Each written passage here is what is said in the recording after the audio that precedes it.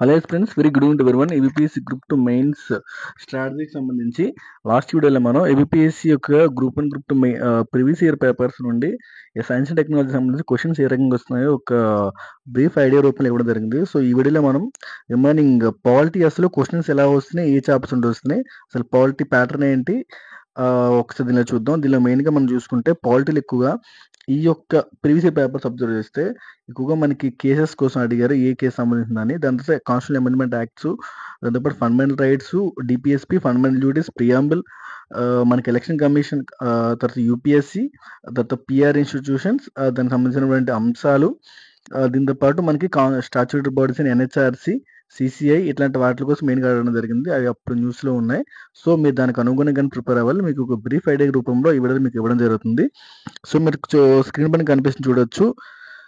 ఏ constitution amendment ద్వారా SC ST reservations అని చెప్పి ఇండికేట్ చేశారని చెప్పి ఒక డైరెక్ట్గా కాన్స్టిట్యూషన్ అమెండ్మెంట్ యాక్ట్ అడిగారు. సో మీరు బేసిక్గా ఏంటంటే ఈ ఆల్రెడీ నేను ఒక వీడియో చేయడం జరిగింది, పాలిటీలో ఏ ఇంపార్టెంట్ టాపిక్స్ చదవాలో. మీరు 92 104 105 సిఎస్ వరకు క్లియర్గా ప్రతి యాక్ట్ని కూడా తెలుసుకోవాల్సి ఉంటుంది. ఈ 92 102 102. సో ఫర్ సపోజ్ 101 మీరు తీసుకుంటే జిఎస్టీ తెలిసిందే. సో 102 అది మనం ఎలా గుర్తుపెట్టాలో ఒక షార్ట్ కట్ రూపంలో చూద్దాం. బెస్ట్ అని గుర్తుపెట్టుకోండి. Best, B for BCs, E for EWS and S for SC STs. So ఇది 102, ఇది 103. So this is 104 constitution amendment. Best అని గుర్తుపెట్టుకుంటే ఎస్సీ ఎస్టీ రిజర్వేషన్స్ ఎక్స్టెన్షన్ ఇంకో 10 ఇయర్స్. సో ఇది ఈడబ్ల్యూ రిజర్వేషన్, ఇది ఓబీసీ రిజర్వేషన్ సంబంధించి. సో ఈ రకంగా మీకు 92 104 సిఏఎస్ అనేది చాలా చాలా ఇంపార్టెంట్. సో ఇట్లా ప్రీవియస్ ఇయర్ క్వశ్చన్స్లో ఉన్న ఇవి కూడా మీరు ఒకసారి చూసుకోవాల్సి ఉంటుంది. ఓకే, సో ఇది చెప్పాను కదా, కేసు ఏదో మన కమిటీస్ కోసం అడిగారు. మనకి భాషా ప్రాతిపదికన ఏదైతే మనకి కమిటీస్ చేశారో లింగ్విస్టిక్ బేసిస్ మీద, సో ఎస్కే ధార్ కమిటీ కోసం కూడా అడిగారు. సో దీనిలో డేట్ కమిటీ కూడా మీరు చూసుకోవాలి. ఓకే, సో ఇది రీసెంట్గా మనకి ఉమెన్ రిజర్వేషన్ బిల్ పెట్టారు కదా స్టేట్లో. ఆ ఉమెన్ రిజర్వేషన్ బిల్కి సంబంధించినటువంటి క్వశ్చన్ ఇది. సో అది కూడా ఒకసారి నారీ శక్తి వందన అభియాన్, సారీ ఉమెన్ రిజర్వేషన్ కాదు, మనకి లోక్సభ ఉమెన్ ఎలక్టెడ్ రిప్రజెంటేటివ్స్ కోసం ఉంది. సో ఇప్పుడు ఎలక్షన్ కూడా జరిగాయి కాబట్టి మనకి రీసెంట్గా. సో దానిలో ఉమెన్ పార్టిసిపేషన్ ఉంటుంది. వాళ్ళు ఎంత పర్సెంట్ పార్టిసిపేట్ చేశారో అది కూడా ఒకసారి మీరు చూసుకోవాల్సి ఉంటుంది. సో స్టేట్మెంట్ బేస్లో ఇచ్చారు. ఆల్రెడీ చెప్పిందే, ఒక స్టేట్మెంట్ రాంగ్ అయితే ఆటోమేటిక్గా అన్ని స్టేట్మెంట్ రాంగ్ అవుతాయి. విడిత ప్రకారం అయితే ఆప్షన్ 3 రాంగ్ ఉంది కాబట్టి, so option 3 if you eliminate remaining all 3 statements are correct అవుతాయి.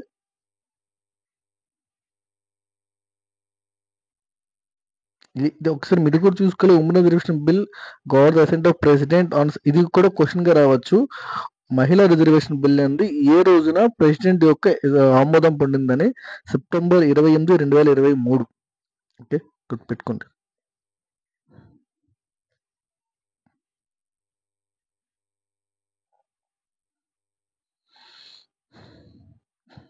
ఇది సో ఇవి కూడా క్వశ్చన్స్ లో వస్తున్నాయి. ఏ రోజు నుండి అంటే ఇయర్ కాకుండా డేట్ కూడా అడుగుతున్నారు.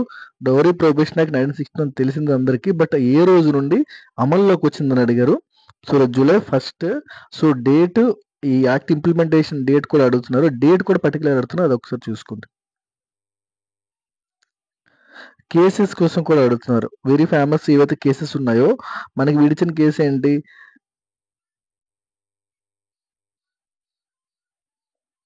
ఎస్సీ ఎస్టీ అట్రాసిటీ యాక్ట్ కోసం అడిగారు. అది మనకి కింది వాటిలో ఏ కేసులో సుప్రీంకోర్టు తీర్పు షెడ్యూల్ తెగలు ఎస్సీ ఎస్టీ అట్రాసిటీ చట్టంలోని కఠినమైన నిబంధనలు పలుచన చేసిందని చెప్పి ఆరోపించిందని. సో ఇది చాలా ఇంపార్టెంట్ యాక్ట్, ఇది ఎస్సీ ఎస్టీ సంబంధించి అట్రాసిటీ యాక్ట్ 1989. సో అది ఏ కేసు అంటే సుభాష్ కాశీనాథ్ కేసు. సో అందుకని ఇలాంటి ఫేమస్ జడ్జిమెంట్ సంబంధించి కేసెస్ కూడా చూసుకోవాలి.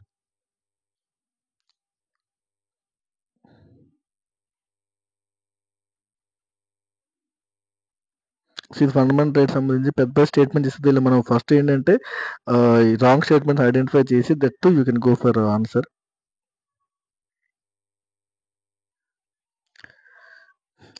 డైరెక్ట్ ప్రిన్సిపల్స్ ఆఫ్ స్టేట్ పాలసీలో జనరల్గా మనకి అమెండ్మెంట్ అడగడం అనేది కొత్త ఒక రకమైన స్ట్రాటజీ. బట్ వీళ్ళు ఏం అడిగారంటే దీనిలో అమెండ్మెంట్ చేసినటువంటి ఆర్టికల్స్ కాదు. దాన్ని క్రోనలాజికల్ ఆర్డర్ అడిగారు. ఇక్కడ క్రోనలాజికల్ ఆర్డర్ అడిగారు.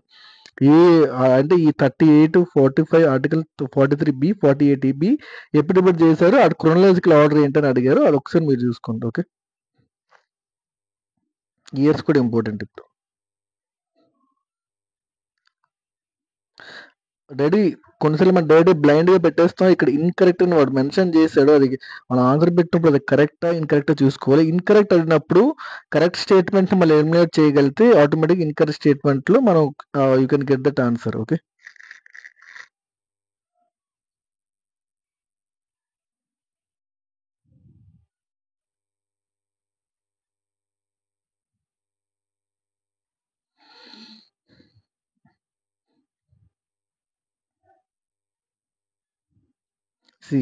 బేసిక్ స్ట్రక్చర్ పైన కొన్నిసార్లు బేసిక్ స్ట్రక్చర్‌లో ఉన్న అంశాలు జ్యుడిషియల్ రివ్యూ ఇట్లాంటి బేసిక్ స్ట్రక్చర్ మీద ఉన్న అంశాలు ఏంటి అని అడుగుతారు రూల్ ఆఫ్ లా.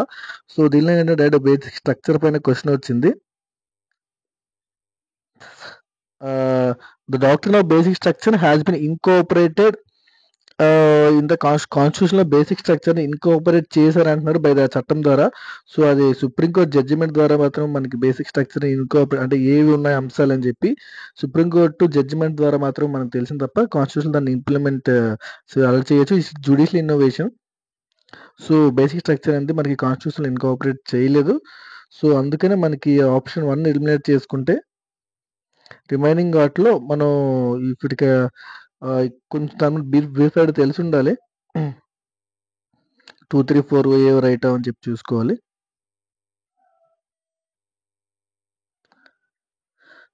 మెయిన్‌గా ఆల్రెడీ చెప్పాను క్వెషన్స్‌లో వేరియేషన్స్ మారుతున్నాయి. ఇంతకు ముందు ఏంటంటే ప్రీవియస్‌గా ఉన్నటువంటి అప్పట్లో ఎసెట్స్ అండ్ రీజనింగ్ క్వెషన్స్ చాలా వచ్చేవి.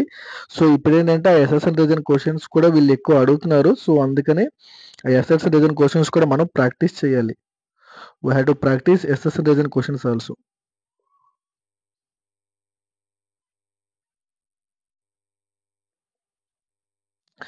ఇది వెరీ వెరీ ఇంపార్టెంట్. బిల్ అనేది లోక్‌సభలో అండ్ రాజ్యసభలో ఉన్నప్పుడు దానికి స్టేటస్ ఏంటని అలా నేను పాలిటీ వీడియో చెప్పినప్పుడు దీని గురించి చెప్పడం జరిగింది. ఇది ఒక బిల్ అంటే ఒక బిల్ అన్నది ఒక లోక్‌సభలో ఉన్నప్పుడు దాని స్టేటస్ ఏంటి? రాజ్యసభలో ఉన్నప్పుడు దాని స్టేటస్ ఏంటి? ప్రెసిడెంట్స్‌కెళ్ళినప్పుడు దాని స్టేటస్ ఏంటి? మారుతూ ఉంటుంది. అంటే ఒకవేళ రాజ్యసభ పర్మనెంట్ హౌస్ కాబట్టి అక్కడ లోక్‌సభకొస్తే ఒక లోక్‌సభ అనేది హౌస్ పీరియడ్ అయిపోతే ఆ బిల్ స్టేటస్ ఏంటి? ఇట్లాంటి చేంజెస్ ఉంటాయి. సో అది ఎంతవరకు కరెక్టా అని చెప్పి ఉంటుంది. సో దాని మీద క్వెషన్. సో అది మాత్రం మీరు పక్కగా చదవాలి. కొన్ని పాలిటీలు కొన్ని ఉంటాయి ఫిక్స్‌డ్‌గా. ప్రియంబుల్ కోసం క్వెషన్స్ ఈజీగా డైరెక్ట్‌గా వస్తున్నాయి. ప్రియంబుల్ ఒకసారి డైరెక్ట్‌గా చదవాల్సిందే ప్రియంబుల్. ఓకే.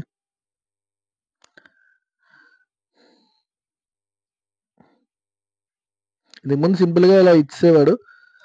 పాలిటికల్ డైరెక్ట్‌గా supreme court of India has been removed ఇట్లా అని చెప్పి. సో డైరెక్ట్‌గా యూఎన్ఈసీ డెసిగ్నేట్. సో అంటే డైరెక్ట్ క్వెషన్స్ వచ్చి ఇప్పుడు ఏంటంటే కొన్ని డైరెక్ట్ క్వెషన్స్ రావడం తగ్గించారు. అన్ని స్టేట్మెంట్ బేస్డ్ క్వెషన్స్ వస్తున్నాయి కాబట్టి ఆ రకంగా ప్రిపేర్ అవ్వాలి. With reference to the economical weaker section ఏ కాన్స్టిట్యూషన్ బిల్ అడిగారు అక్కడ అమెండ్మెంట్ యాక్ట్ బిల్లు అది చూసుకోవాలి. పోస్కో యాక్ట్ కూడాని. What the full form of POCSO act అదే ఒకసారి మీరు చూసుకోవాలి. ఫుల్ ఫామ్ అంటే ఏంటి?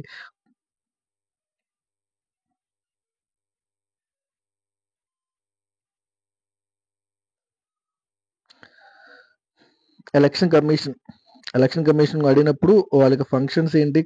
కంపోజిషన్ అనేది చూసుకోవాలి. అంటే మెయిన్‌గా కొన్ని చదవాల్సి ఉంటది. ఆటిల గురించి. తర్వాత ఇక్కడ మన సుప్రీం కోర్ట్ ఆఫ్ ఇండియా కానివ్వండి.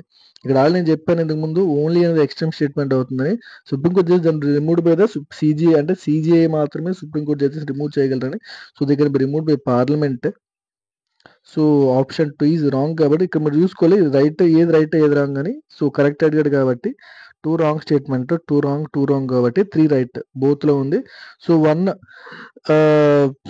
While appointed Supreme Court judges so President of India has to consider this is 1 right కాబట్టి so option 1 and 3 right answers అవుతాయి. సో ఎలిమినేషన్ టెక్నిక్స్‌లో వెళ్ళాలి మనం. సేమ్ ఇక్కడ కూడా ఆల్రెడీ నేను చెప్పాను సుప్రీం కోర్ట్ కోసం చెప్పినప్పుడు ఒరిజినల్ జ్యూరిస్డిక్షన్‌లో ఏముంటాయి? అప్పీలేట్ జ్యూరిస్డిక్షన్‌లో ఏముంటాయని. సో ఈ ఒరిజినల్ జ్యూరిస్డిక్షన్ అడిగాడు. సో అంటే నేను పాలిటీ ఎక్స్‌పీరియన్స్ చదవాలో చెప్పినప్పుడు దీనికోసం క్లియర్‌గా చెప్పడం జరిగింది. ఇది composition national commission for schedule caste. ఈ మాక్సిమం అన్ని స్టేట్మెంట్స్ కూడాని ఎటువంటి కాంట్రోవర్షియల్ ఉండదు. కాకపోతే ఇక్కడ ప్రాబ్లమ్ వస్తుందంటే రిపోర్ట్ ఎవరికి సబ్మిట్ చేయాలి అని వచ్చినప్పుడు అక్కడ కొంచెం చూసుకోవాలి ఎవరికి ప్రెసిడెంటా మనకి పార్లమెంటా అని చెప్పి. సో అక్కడ మనం డౌట్ పడాలి తప్ప నార్మల్గా వచ్చినప్పుడు you can all the statements are correct. Okay, ఎవరికి రిపోర్ట్ సబ్మిట్ చేయాలి వచ్చినప్పుడు కొంచెం ఇష్యూస్ వస్తాయి. Assertion reason questions, fundamental duties, ఆ 11 ఫండమెంటల్ డ్యూటీస్ చదువుకుంటే మనకి క్లియర్గా ఒక క్వశ్చన్ ఈజీగా అటెంప్ట్ చేయొచ్చు. ఓకే, మర్చిపోదు. తర్వాత మనకి ఫండమెంటల్ రైట్స్, ఫండమెంటల్ డిపిఎస్పి 3 చదువుకుంటే మనకి కొంతవరకు కూడా ప్రియంబుల్ బేసిక్ హిస్టరీలో కొన్ని ఐటమ్స్ కొన్ని ఫిక్స్డ్గా ఉంటాయి, అవి మనం చదువుకోవాలి. అలా చదువుకుంటే మనకి క్లియర్గా. నెక్స్ట్ జిఎస్టీ, ఇది మనం చూడొచ్చు డైరెక్ట్ పెట్టేస్తాం. జిఎస్టీ ఇదే indirect tax. So option 1 is wrong. Indirect tax కాబట్టి ఆప్షన్ 1 మనం ఎలిమినేట్ చేసుకుని రిమైనింగ్ 122 ఇది bill okay and destination based tax. So this is right కాబట్టి option 2 and 3 this is the correct answers. Okay, ఇది 101 CAA constitutional amendment act. So ఏంటంటే UPSC కోసం UPSC functions అడిగారు, కొన్నిసార్లు కాంపోజిషన్ అడగచ్చు. విత్ ఫాలోయింగ్ ఇది not the function of UPSC అని already చాలా మంది తెలిసిందే. ఎగ్జామ్స్ పెట్టడం వరకు ఓకే, రిజర్వేషన్ అయితే యూపీఎస్సీ చేయదు, పార్లమెంట్ చేయాలి. So this is not wrong. So ఇలా 11 షెడ్యూల్లో 9 అంశాలు ఏంటి, మొత్తం 29 ఉంటాయి 11 షెడ్యూల్లో. సో 11 షెడ్యూల్లో టోటల్ అంశాలు ఏంటి అని చెప్పారు. సో మనం దీన్ని బట్టి చూసుకుని దాన్ని బట్టి మనం అప్డేట్ చేసుకోవాలి 11 షెడ్యూల్లో టోటల్ ఫీల్డ్స్ ఏంటని.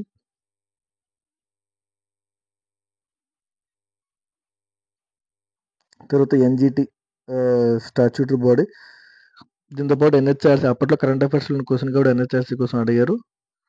సో ఇది చెప్పడం మర్చిపోయాను, ఇండెక్స్లు అడుగుతున్నారు. ఓల్డ్ కాంపిటెన్స్ ఇండెక్స్ ఎవరు రిలీజ్ చేశారు, ఇట్లా ఇండెక్స్ దీనిలో అడిగారు కాబట్టి స్పెషల్గా పాలిటీలో. సో మనం కూడా ఒకసారి ఇండెక్స్ కూడా అది ఎకానమిక్ పర్స్పెక్టివ్ అని చదువుకోకుండా పాలిటీ పర్స్పెక్టివ్లో కూడా ఇండెక్సెస్ ఎవరు రిలీజ్ చేస్తారో ఒకసారి చూసుకోవాలి. చెప్పలేము, ఎగ్జామ్లో క్వశ్చన్ రావచ్చు. స్టేట్ ఫైనాన్స్ కమిషన్ కొన్నిసార్లు మనం ప్రిపేర్ అవ్వం, బట్ స్టేట్ ఫైనాన్స్ కమిషన్ కూడా మనం ఫోకస్ చేయాలి. అందుకే ఇది క్వశ్చన్ మీకు ఇవ్వడం జరిగింది, దాని కూడా క్వశ్చన్స్ వస్తున్నాయి. ఓకే, దానికి ఆర్టికల్స్ కూడా మీరు చూసుకోవాలి. స్టేట్ ఫైనాన్స్ కమిషన్ అంటే ఒక్కోస్ పిఆర్ఐ ఇన్స్టిట్యూషన్ అయినప్పుడు దీనికోసం వస్తుంది. తర్వాత సెంట్రల్ అడ్మినిస్ట్రేటివ్ క్యాట్ కోసం వచ్చింది. సో అది కూడా అంటే స్టాట్యూటరీ బాడీస్ కూడా కొద్దిగా ఫోకస్ చేసి చదవాలి. క్యాట్, సిబి, ఎన్జిటి ఇట్లాంటివన్నీ ఉంటాయి కదా. సో ఇది టోటల్గా అంటే ఒక బ్రీఫ్ ఐడియాగా మీకు ఒక దిక్సూచిలాగా ఏదైతే మనకు యూజ్ అవుతుందో ఆ రకంగా మీకు పాలిటిక్స్ అనేది ఇవ్వడం జరిగింది. సో మీ ప్రొఫెషన్ డెఫినెట్గా హెల్ప్ అవుతుంది అనుకుంటున్నాం.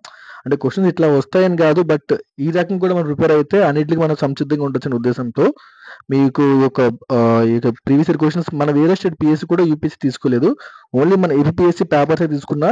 అందుకే మన పేపర్స్ మనం డిస్కస్ చేస్తేనే మాకు ఒక క్లియర్ కట్ ఐడియా వస్తున్న ఉద్దేశంతో ఈ వీడియో మీకు ఇవ్వడం జరిగింది. Okay, thank you all for watching this video. Next coming వీడియోలో వేరే ఒక ఐ థింక్ ఎకానమీ తీసుకుందాం.